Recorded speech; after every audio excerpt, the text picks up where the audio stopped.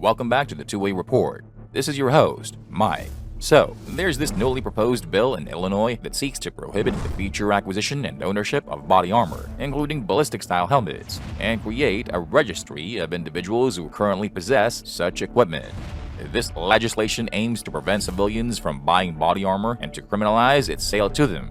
In this video, we will delve into HB 3238, a newly proposed bill that has the goal of prohibiting the purchase, sale, or transfer of body armor plates or ballistic helmets once it is implemented.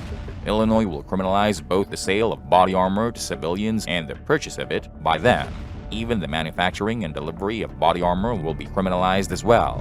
HB 3238 isn't too different from California's AB 92, which also initially proposed a ban similar to this new stupid Illinois bill.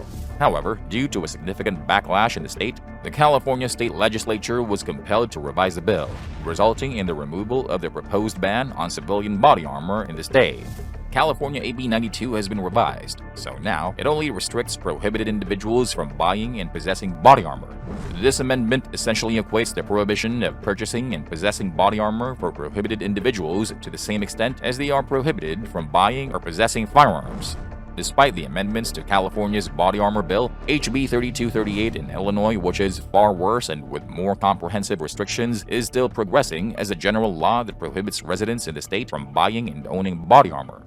In a nutshell, the bill says that with very few exceptions, it will be illegal for anyone within the state to knowingly sell, manufacture, import, purchase, deliver, or cause to be purchased, delivered, sold, imported, or manufactured by someone else any body armor, armor plate, or military helmet. The main goal of this bill is to prohibit future production, sale, importation, or possession of different types of body armor, with the aim of preventing average, law-abiding individuals from owning such equipment. And it gets worse, because this bill has a grandfather provision. It specifies that from January 1st, 2024, it will be illegal, again with some exceptions, for any person in the state to knowingly possess a body armor, an armor plate, or a military helmet. That grandfather provision for body armor and the like, the bill dictates that if you possess those items prior to the bill going into effect, you may still keep possession of those items. There is one big gotcha. If you want to legally own and possess a body armor, an armor plate, or a military helmet, you will need to fill out some kind of form and submit it to the Illinois State Police, which will basically identify you as someone who owns the aforementioned prohibited defensive equipment. And that form is supposed to confirm that you owned those defensive items prior to the bill going into effect. The state of Illinois is essentially trying to establish a body armor registry through this provision, with a requirement for individuals to notify the state of their possession of such items within 6 months. This means the state will have an extensive list of people who own these types of items in Illinois. Although you can retain ownership of your previously owned items, it is still not legally allowed for you to acquire new plates or helmets moving forward, which means you may remain subject to the prospective or future ban on body armor.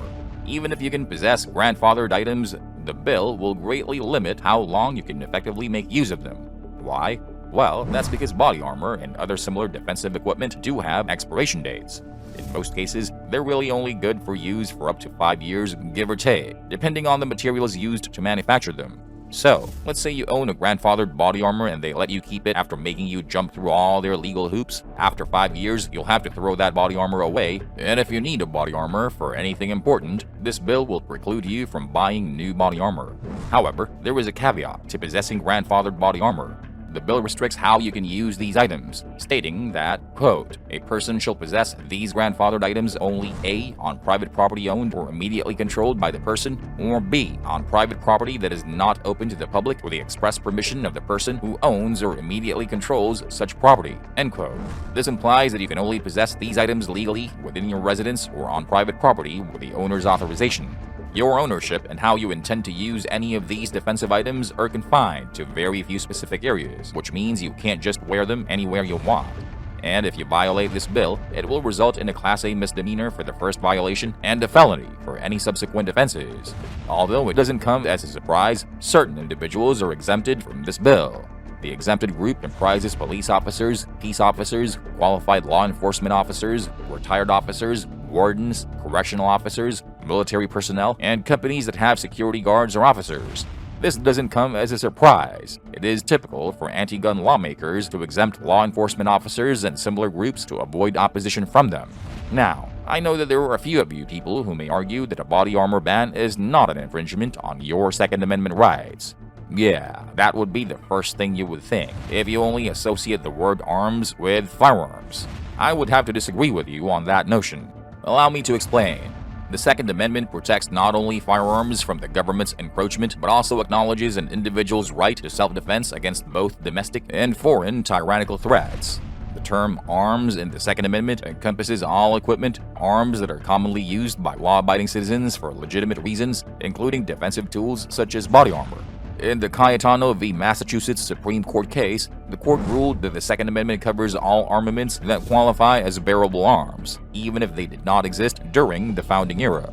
The court found that 200,000 stun guns in possession throughout the U.S. were enough to demonstrate that they were in common usage. Common sense dictates that the number of individuals who possess body armor, plates, plate carriers, and ballistic helmets far surpasses those who own stun guns. Moreover, the Supreme Court held in Heller that the Second Amendment covers any equipment that a person carries or employs for self-defense. According to the Second Amendment's text, history, and practice, body armor is a safeguarded arm, and thus, a prohibition on its purchase and sale is undoubtedly unconstitutional. But Illinois chooses to defy Cayetano and even Heller, as the state will implement a statewide prohibition on the purchase and possession of body armor with an emphasis on ordinary residents while exempting law enforcement officers. If you think this potential ban is nowhere near as bad as I'm making it out to be, particularly because of the grandfather provision, we have witnessed comparable occurrences previously, such as the California magazine ban. They often grandfather something in to gain favor and then later seek to eliminate those grandfathered items anyway by simply arguing that they must close some loopholes.